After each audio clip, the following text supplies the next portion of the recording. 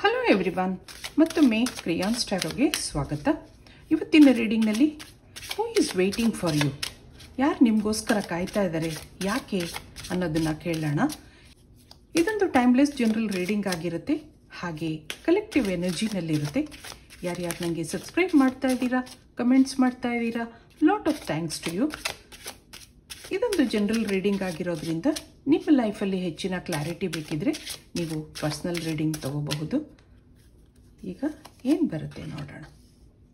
Rebirth, ಮತ್ತೊಂದು happiness, ಬಾಟಮ್ನಲ್ಲಿ partnership. ಅವ್ರು ಯಾಕೆ ನಿಮಗೋಸ್ಕರ ಕಾಯ್ತಾ ಇದ್ದಾರೆ ಅಂದರೆ, ನಿಮ್ಮನ್ನು ಅವರು ಲೈಫ್ ಪಾರ್ಟ್ನರ್ ಮಾಡ್ಕೊಳ್ಳೋಕ್ಕೋಸ್ಕರ ಕಾಯ್ತಾ ಇರಬಹುದು, ವೆಯ್ಟ್ ಮಾಡ್ತಾ ಇದ್ದಾರೆ ಹಾಗನ್ನಿಸ್ತಾ ಇದೆ. ಇಲ್ಲಿಂದ ಒಂದು ಕಾರ್ಡ್ ನೋಡೋಣ, ಏನು ಬರುತ್ತೆ, ಏನಿದೆ. ಇಲ್ಲೊಂದು mistakes, I wish I could right my wrongs. ಇಲ್ಲೊಂದು dishonesty, by lying I ripped us apart. ಏನೋ ನಿಮ್ಮಿಂದ ದೂರ ಆಗಿದ್ದಾರೆ, ಏನೋ ಕೆಲವು ಮಿಸ್ಅಂಡರ್ಸ್ಟ್ಯಾಂಡಿಂಗ್ಸ್ ಇದೆ. ನಿಮ್ಮ ಹತ್ರ ಸುಳ್ಳು ಹೇಳಿರ್ಬೋದು, ನಿಮ್ಮ ಹತ್ರ ಸುಳ್ಳು ಹೇಳಿದರೆ, ಹಾಗೆ ನಿಮ್ಮನ್ನು ಅವಾಯ್ಡ್ ಮಾಡಿರಲೂಬಹುದು. ಈಗ ಅವ್ರಿಗೆ ಬೇಜಾರಾಗ್ತಾ ಇದೆ, ಈಗ ಅವ್ರಿಗೆ ನಾನು ತಪ್ಪು ಮಾಡಿದೆ ಅಂತ ಅನ್ನಿಸ್ತಾ ಇದೆ. ಇಲ್ಲೇನೋ ರಿಗ್ರೆಟ್ಸ್ ಇದೆ, ಏನೋ ಸ್ಯಾಡ್ ಫೀಲಿಂಗ್ಸ್ ಇದೆ. ಅವ್ರ ಮನಸ್ಸಲ್ಲಿ ಏನೋ ಪಾಸಿಟಿವ್ ಚೇಂಜಸ್ ಆಗಿದೆ, ಮನಸ್ಸು ಪರಿವರ್ತನೆ ಆಗಿದೆ ಅನ್ನಿಸ್ತಾ ಇದೆ. ಹಿಂದೆ ಕೆಲವು ತಪ್ಪುಗಳನ್ನ ಮಾಡಿರಬಹುದು, ಆಗಾಗ ನಿಮ್ಮ ನೆನಪಾಗ್ತಾ ಇದೆ, ಏನೋ ಹ್ಯಾಪಿನೆಸ್ ಫೀಲ್ ಆಗ್ತಾ ಇದೆ. ಹಾಗೆ ರಿಗ್ರೆಟ್ಸು ಇದೆ, ನಿಮ್ಮಿಂದ ದೂರ ಆಗಿದ್ದೀನಿ ಅಂತ ಅನ್ನಿಸ್ತಾ ಇದೆ.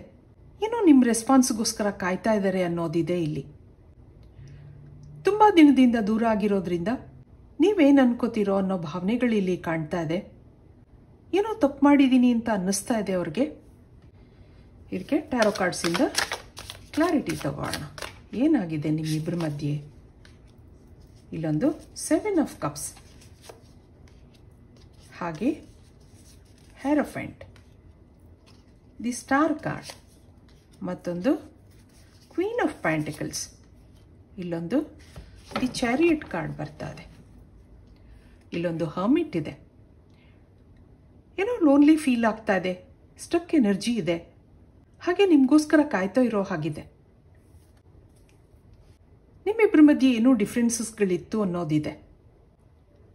ಯಾವುದೋ ಕಾರಣಕ್ಕೋಸ್ಕರ ಸಣ್ಣ ಪುಟ್ಟ ಮಾತುಕತೆಗಳೂ ಆಗಿರಬಹುದು ನಿಮ್ಮಿಬ್ಬರ ಮಧ್ಯೆ. ಈಗ ಇಲ್ಲಿ ವಿಶಸ್ ಇದೆ, ಪ್ರೇಯರ್ಸ್ ಇದೆ, ನಿಮಗೋಸ್ಕರ ಕಾಯೋದಿದೆ. ಹಿಂದೆ ಅವ್ರ ಸ್ವಭಾವದಲ್ಲಿ ಏನೋ ಚೇಂಜಸ್ ಇತ್ತು ಅನ್ನೋದಿದೆ. ನಿಮ್ಮನ್ನು ಅಷ್ಟೊಂದು ಗಮನಿಸ್ತಾ ಇರಲಿಲ್ಲ, ಏನೂ ಕ್ಲಾರಿಟಿ ಕೊಡ್ತಾ ಇರಲಿಲ್ಲ, ಏನೂ ಹೇಳ್ತಾ ಇರಲಿಲ್ಲ. ಯಾವುದೋ ಕಾರಣಕ್ಕೆ ನಿಮ್ಮಿಂದ ದೂರ ಆಗಿದ್ದಾರೆ. ಅದರ ಹಿಂದೆ ಏನೇನೋ ಭಾವನೆಗಳಿದೆ, ಅನ್ಸೆಡ್ ಫೀಲಿಂಗ್ಸ್ ಇದೆ. ಯಾಕೋ ಈಗ ನಿಮ್ಮ ನೆನಪಾಗ್ತಾ ಇದೆ. ಇಲ್ಲಿ ಹ್ಯಾಪಿನೆಸ್ ಕೆಳಗಡೆ ಕ್ವೀನ್ ಆಫ್ ಪ್ಯಾಂಟಿಕಲ್ಸ್ ಬರ್ತಾ ಇದೆ. ನೀವೊಂದು ಒಳ್ಳೆ ವ್ಯಕ್ತಿ ಅಂತ ಅನ್ನಿಸ್ತಾ ಇದೆ. ಈ ಫ್ರೆಂಡ್ಶಿಪ್ನ ಮೇಂಟೈನ್ ಮಾಡ್ತಾ ಇದ್ರಿ. ಅವ್ರ ಆ್ಯಟಿಟ್ಯೂಡ್ ಏನೇ ಇದ್ರೂ ನೀವು ಸಹಿಸ್ಕೋತಾ ಇದ್ರಿ. ಎಷ್ಟೋ ಸರಿ ನಿಮಗೆ ಕಾಲ್ ಮಾಡ್ತಾ ಇರಲಿಲ್ಲ, ಮೆಸೇಜ್ ಮಾಡ್ತಿರ್ಲಿಲ್ಲ, ನೀವಾಗಿ ಅವರನ್ನು ಕಾಂಟ್ಯಾಕ್ಟ್ ಮಾಡ್ತಾ ಇದ್ರಿ. ಏನೂ ಬೇಜಾರು ಮಾಡ್ಕೋತಾ ಇರಲಿಲ್ಲ. ಅದೆಲ್ಲ ನೆನಪಾಗ್ತಾ ಇದೆ. ನೀವೊಂದು ಒಳ್ಳೆ ವ್ಯಕ್ತಿ ಅಂತ ಅನ್ನಿಸ್ತಾ ಇದೆ. ಆ ನಿಮ್ಮ ನೆನಪುಗಳು ಏನೋ ಸಂತೋಷ ಕೊಡ್ತಾ ಇದೆ, ಪಾಸಿಟಿವಿಟಿ ಕೊಡ್ತಾ ಇದೆ ಅವ್ರಿಗೆ. ಮತ್ತೆ ನಿಮ್ಮ ಜೊತೆ ಫ್ರೆಂಡ್ಶಿಪ್ ಕಂಟಿನ್ಯೂ ಮಾಡಬೇಕು ಅನ್ನೋದಿದೆ. ಇದು ಬರೀ ಫ್ರೆಂಡ್ಸ್ಗೆ ಅಲ್ಲ, ಹಸ್ಬೆಂಡ್ ಆ್ಯಂಡ್ ವೈಫ್ಗೂ ಅಪ್ಲೈ ಆಗುತ್ತೆ. ಹಾಗೆ ಇಲ್ಲೊಂದು ಡಿಸ್ಹಾನೆಸ್ಟಿನೂ ಇದೆ.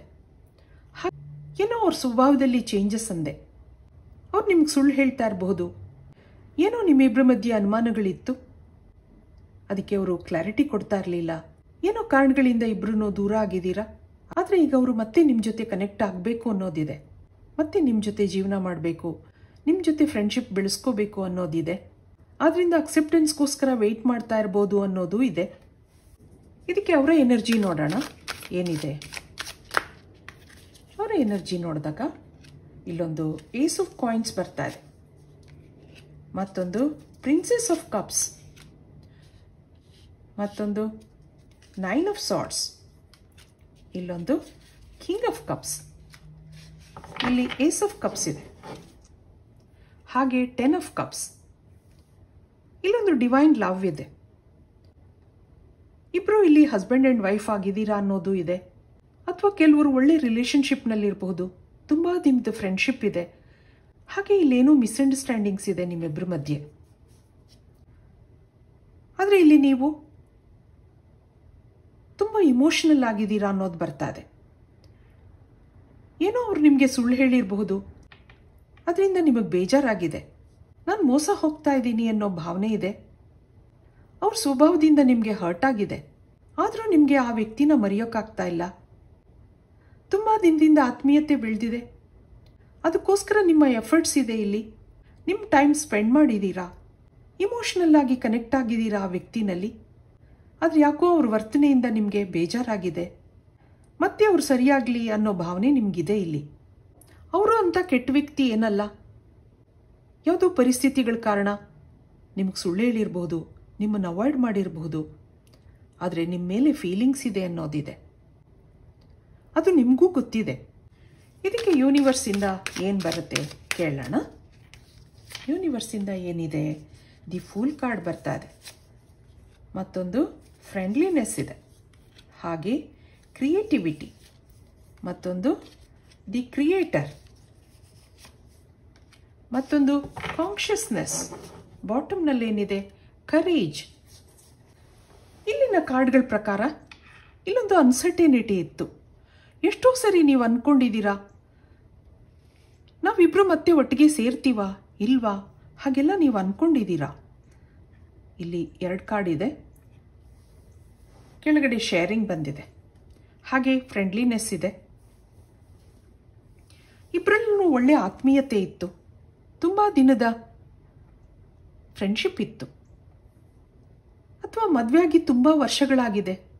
ಇಬ್ಬರಲ್ಲೂ ಒಳ್ಳೆ ಅಂಡರ್ಸ್ಟ್ಯಾಂಡಿಂಗ್ ಇತ್ತು. ಏನೋ ಪರಿಸ್ಥಿತಿಗಳ ಕಾರಣ ನಿಮ್ಮಿಬ್ಬರಲ್ಲೂ ಸಣ್ಣ ಪುಟ್ಟ ಮಾತುಕತೆಗಳಾಗಿರಬಹುದು. ಅದರಿಂದ ಮನಸ್ಸು ಬೇಜಾರಾಗಿದೆ, ಮನಸ್ಸು ಒಡೆದಿದೆ. ಆದರೆ ಆ ದೇವ್ರು ಮಾಡಿದಂಥ ಸಂಬಂಧ ನಿಮ್ಮಿಬ್ಬರದು ಆಗಿದೆ. ಅವ್ರಿಗೂ ಕಾನ್ಷಿಯಸ್ನೆಸ್ ಅನ್ನೋದಿದೆ. ಮನಸ್ಸು ಚುಚ್ತಾ ಇದೆ. ನಿಮಗೆ ಸುಳ್ಳು ಹೇಳಿದೆ, ನಿಮಗೇನೋ ಮೋಸ ಮಾಡಿದೆ, ಆ ರಿಗ್ರೆಟ್ಸ್ ಇದೆ ಅವ್ರಿಗೆ. ಆದರೆ ನೀವು ಅಂದಾಗ ಏನೋ ಹ್ಯಾಪಿನೆಸ್ ಇದೆ. ಮತ್ತೆ ಇದೆಲ್ಲ ಸರಿಯಾಗಬೇಕು ಅನ್ನೋ ಭಾವನೆನೂ ಇದೆ. ಮೊದಲಿನ ಆ ಹ್ಯಾಪಿನೆಸ್ನ ಮತ್ತೆ ನೀವು ಶೇರ್ ಮಾಡ್ಕೋತೀರಾ ಅನ್ನೋದು ಇಲ್ಲಿ ದೇವರಿಂದ ಬರ್ತಾ ಇದೆ. ಈ ಫ್ರೆಂಡ್ಶಿಪ್ನಲ್ಲಿ ಏನೇನೋ ನೆಗೆಟಿವಿಟಿ ಕ್ರಿಯೇಟ್ ಆಗಿತ್ತು, ಆದರೆ ಅದೆಲ್ಲ ಕ್ಲಿಯರ್ ಆಗುತ್ತೆ ಅನ್ನೋದಿದೆ. ಇದಕ್ಕೆ ಮತ್ತೆ ಏಂಜಲ್ಸ್ ಏನು ಹೇಳ್ತಾರೆ?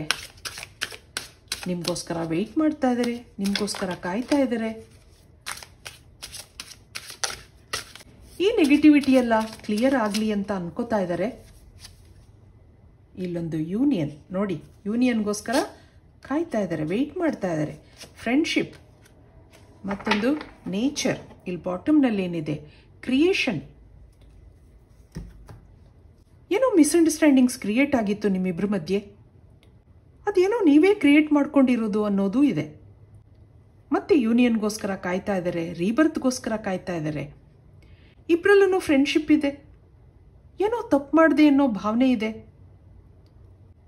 ಅಟ್ ಪ್ರೆಸೆಂಟ್ ಅವರನ್ನು ಅವರು ಹೀಲ್ ಮಾಡ್ಕೋತಾ ಇದ್ದಾರೆ.